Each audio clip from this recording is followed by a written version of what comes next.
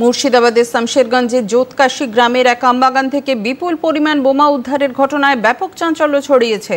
স্থানীয়দের কাছ থেকে খবর পেয়ে বাগানটি ঘিরে রেখেছে পুলিশ। কে বা কারা সেখানে বোমা মজুত করেছিল তার তদন্ত করছে শামশেরগঞ্জ থানা। উল্লেখ্য, গতকালই শামশেরগঞ্জে বল ভেবে খেলতে গিয়ে বোমা ফেটে 2 শিশুকন্যা গুরুতর জখম হয়েছে। এর রেশ কাটতে না কাটতেই এই ঘটনায় সাধারণ মানুষের মধ্যে আতঙ্ক ছড়িয়েছে। কিছু বুঝতে পারি না। তারপরে তো সকালে দেখছি কি পুলিশের গাড়ি, তো বম দেখতে পাচ্ছি। আতঙ্ক রয়েছে। আতঙ্ক তো হবে, আমরা করছি তো আতঙ্ক হবে না? আতঙ্ক আপনা মনে হয়েছি।